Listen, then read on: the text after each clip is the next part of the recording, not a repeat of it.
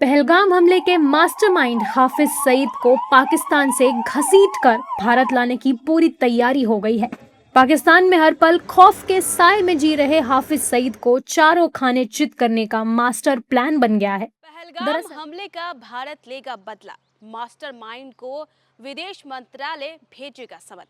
देखिए, पिछले साल पहलगाम में एक ऐसी घटना घटी जिसने भारत को झकझोर कर रख दिया, जहां पर घूमने गए कुछ पर्यटकों के साथ, जो कि भारत के थे, उनके साथ बेहद ही गलत व्यवहार किया गया और उनके आंखों के सामने उनके पतियों को बस ये कहकर के मार दिया गया कि वो हिंदू है। फिर क्या था? फिर होता है ऑपरेशन सिंदूर। भारत भी बदला लेना चाहता है, लेकिन देखिए अब इन सब चीज़ों के बीच में और देखिए इन सब चीज़ के बीच जो इसका मास्टरमाइंड था, अब उसे भारत घसीट लाने की तैयारी में भारत जुट गया है। आपको बताएं तो भारत उसे लाकर के ये साबित करना चाहता है कि भारत से पंगा लेना बिल्कुल भी सही नहीं है।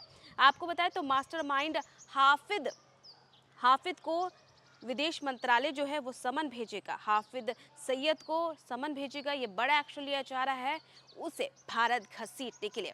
इस खबर को और भी बेहतर समझने के लिए चलिए हम आपको दिखाते हैं अपनी ये स्पेशल रिपोर्ट। पहलगाम हमले के मास्टरमाइंड हाफिज सईद को पाकिस्तान से घसीटकर भारत लाने की पूरी तैयारी हो गई है।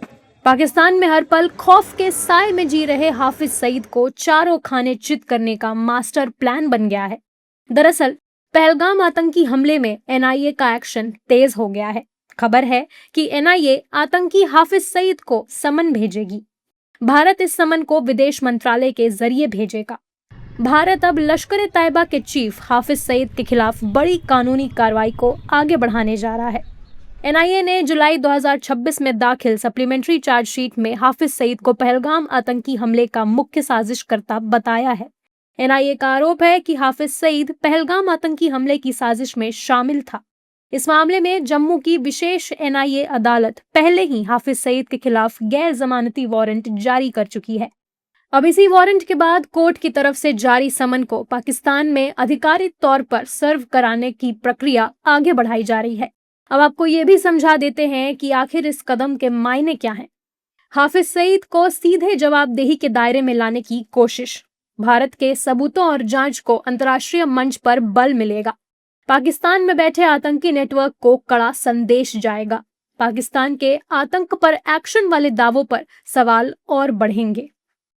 भारत इस कार्रवाई से वैश्विक मंच पर यह साबित करना चाहता है कि उसने भगोड़े को न्याय के कटघरे में लाने के लिए सभी कानूनी प्रक्रियाएं पूरी की हैं। अब आपके सामने आतंकी हाफिज सईद की पूरी कुंडली खोलते हैं। कौन है हाफिज सईद? भारत के लिए क्यों वांटेड?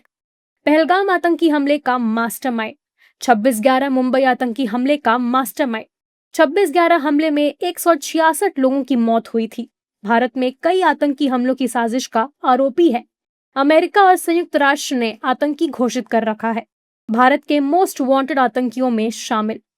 आतंक प्रेमी पाकिस्तान हाफिज सईद पर क्या फैसला लेता है, ये तो वक्त बताएगा, लेकिन भारत ने अपने मंसूबे साफ कर दिए हैं। भारत ने कड़ा संदेश देते हुए साफ कर दिया है कि सीमा पार बैठे आतंकवादियों के खिलाफ कानूनी और कूटनीतिक लड़ाई जारी रखी जाएगी।